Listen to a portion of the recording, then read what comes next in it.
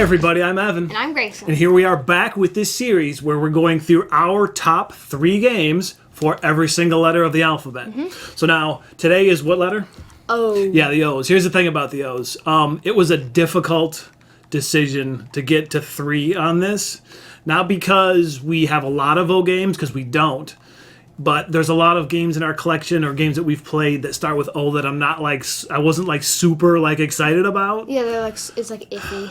So I had gone through in my head and on my list for the past couple of months here, trying to figure out 3 games that I'm happy with on this list, and it was a bit of a struggle. So this video took a little bit longer to come out, and that's part of the reason. So are you ready? You ready to do it? I don't have any papers today. I'm going straight out of my brain.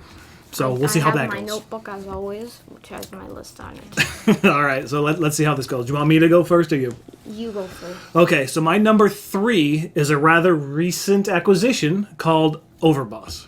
Okay. Okay, so Overboss is in the Boss Monster universe. Yeah. Where instead of building a dungeon, you're building the whole land around the dungeon. Yeah. And you do that through a tile placement game.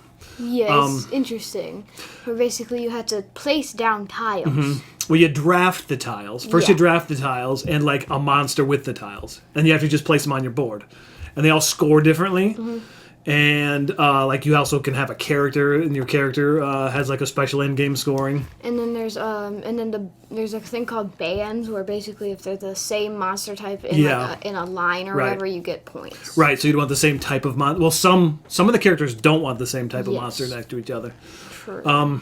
But it's a really fun game because basically you're just taking tiles, putting them on your board. And once you've played it a few times, it goes really quickly. But it's still an interesting puzzle of Oh, and there's different variations of lands, too. Right, yeah. There's a lot of different land types, and they're not all used in every game. So so the combinations are different every time. So yeah, that's a lot of fun. I don't know. I'm picking number 3 as Overboss because I don't know. I have a great time with it. So my number 3 is On Tour.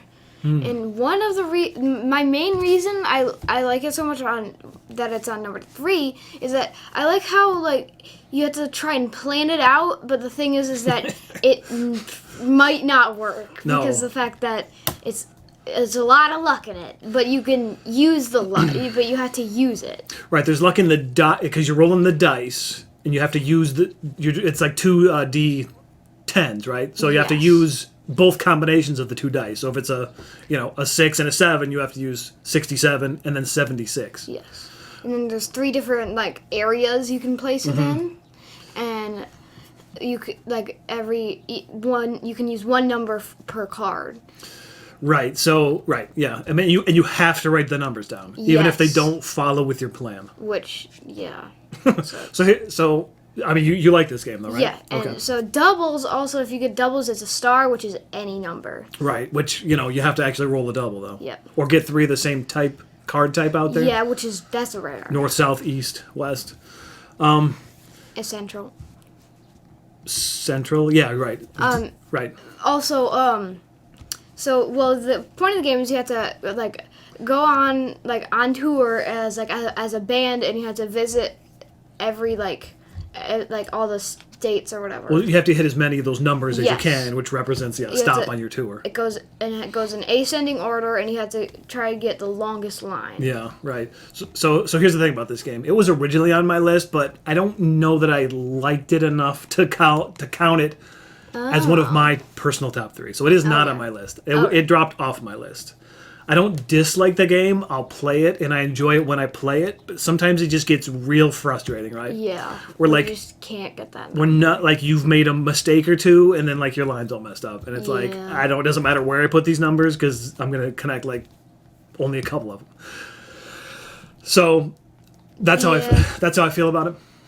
But so maybe you like it more than me. I've probably played it a lot more than you too, though. Yeah. I've had a lot more bad games of it than you have, probably. Yeah. Yeah. So all right. Well, that's your number 3, right? Yep. Okay. So my number 2 is a trick-taking game called Owl About. Okay.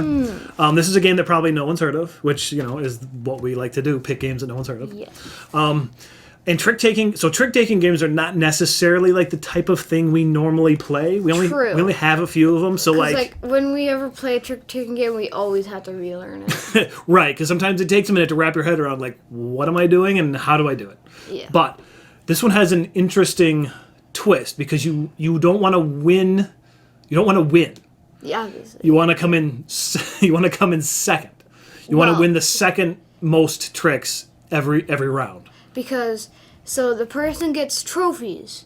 Yeah. Like the first person gets a set amount of trophies. Back up a second. So like the idea is there's like the owl tribe, right? Yes. And nobody wants to be the leader of the owl tribe. So there's like an election. So the winner of the game is the leader of the owl tribe, but you don't want that. You want to be like second or third or whatever. You don't want to win. Irresponsible. Yeah, you want to be irresponsible. Correct.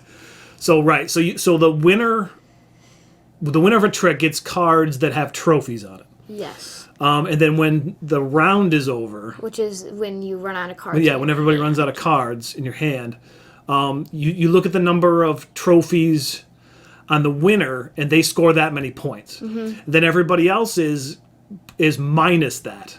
So ideally, if somebody gets 4 trophies, you want to get 3. So you're only scoring 1 point. Then you only score 1. Yeah, and then the winner scores all of their trophies. Yes. So that's how you want to do it: is come close to winning, but don't. And then all the cards have abilities on them. Yeah. So not all the cards, but most of the cards have abilities. Like you can switch the ascending or descending to like who's going to win the trick. Yes, so because like ascending, like the highest card wins normally, yeah, and then descending, the lowest card wins. Yep. And there's other things like you can actually take points away from you, and then you can add, there's one if you win the trick you get an automatic point. Yeah, right. Sucks. Right. There's also some weird stuff with like the fighting.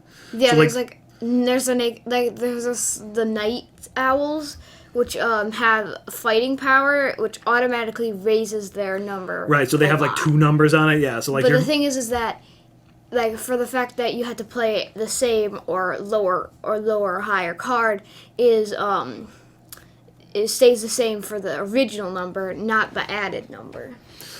Correct. Yeah. So anyway, that's my number 2. All about. It's fun. It's a lot of fun, but like I said, sometimes it takes a minute to get your head wrapped around it, and then once you do, and the rule book is a little iffy too. Yes. But once you do, it's a lot of fun and trying to figure out how to win just enough tricks to not win the game. All right. Yeah. What's your number 2? Yeah, my number 2 is Onitama. Okay. Which I remember I was absolutely terrible at this game. Yeah, funny enough, you've gotten a lot better in more recent plays. Yeah, like we played it 3 times just a bit earlier, and I won 2 of them. Yeah, that's like your 3rd and 4th game won ever. Yeah. So explain. So basically, you have 5 like, I don't know, like dudes or whatever. Well, hold on. So like it's what it is it's supposed to be like a kung fu fight, right? Yeah. So you have like 5 like apprentices.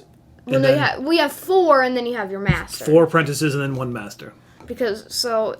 And you have all these types of moves, except they're random every game because there's like a bunch of them. Right, and there's only 5 cards that show movement per game, right? Yes. And then when you use a move card for you, it goes into like a middle area, which the next person will get that card. Right. And so it may be hard to picture, but basically think of it as like a chessboard where like there's only 5 available moves the whole game. Mm-hmm. And you only have 2 at any given time. Yes. So then when you use your move, it's going to go to the other person next time. So the goal is to either get to the other person's side, like middle at like the other side, temple or whatever. the little temple, or defeat the master. Yeah, yep. So if you like chess, it's kind of like that. And you don't want to spend all day in learning a bunch of moves because the games can go kind of quick. Yeah, this is the perfect game for that. It's basically kind of like quick chess. So I'm going to go ahead and say right now my number 1 is Onitama, which you probably would have guessed, right? Yeah, probably. Because I think this game is a lot of fun because, like I said, it's chess. It's like an abstract chess type game, but it goes quick. And you don't have to remember moves because they're all on the table in front of you. Mm-hmm. What you can do your turn, what your opponent can do on their turn, and then like what future, like one future card they're gonna get Yep. for a potential move on another turn. Yeah, it's a lot. It's actually really fun. There's one game you like more. Yeah. Okay, well, what's that one game? Overboss. I Okay. feel like I figured. that's probably kind of obvious to you. Yeah, I figured. All right, so what do you like about Overboss? We haven't already said. So basically, it's really fun because like, it's interesting. Like, I don't know if I've ever played a game kind of like that before, where you place down you grab the tiles, you place down the tiles, and then you have to score with those tiles. Okay. And then you have to get the bands, and it's a lot of fun, like just trying to get the tiles. Because like sometimes, but the thing is that sometimes you just won't get the tiles you need. Right, especially we've only ever played it at 3 players, so you're not going to see all the tiles every game. Yeah. So It's also a lot shorter with 3 players than if you play Boss Monster. For some reason, two players is like the only way to play it. That's how we play it, yeah. Yeah. But I it's was way going to too say, long. like, so some of the tiles, like, score for, like, the same type next to each other. Yep. Or certain types next to each other, Yep. different types next to each other. So the dungeons cannot have monsters on them. But their scoring is at every single like different type of area next to them. They get an extra point. Right. Yeah, I was thinking of like the deserts where they have to be like a line of deserts, and then like forests, you just have to have so many on the board at one time. And then there's camp, which is very interesting because you have to have different flags. Yeah, so they all have like a different color. They don't all have a different color, but there are different color camp flags. Yeah, so you want to try to collect different colors. Yes, and then some of them grant a lot of points. Yeah, but usually when we play, the scores end up pretty even. They always do end up pretty close. Yeah, because even though everybody's doing like a different sort of strategy, so yeah. So that's always cool when that happens. You know, like there's not like a runaway leader or somebody just dominates it. It's all generally pretty close based on what everybody's doing, if they're doing it successfully. Yes, and I mean it was a lot of fun playing it. We played it 2 times, like recently. Yeah, really recently. Yep. So yeah, that's well, yeah, that's our top 3 games that start with the letter O. It was a struggle to get to this, but hey, here we are, and it's done. And now we can move on to the next letter, which is P. Okay, look for that in the hopefully not so distant future. Yeah, we can. I think P is going to be a lot easier list for us to make. Yeah. How many P games do we? Well, we got lots, and I guess you're going to have to tune into the next episode to find out. All right, I guess that's it, everybody, and we'll see you next time. Bye.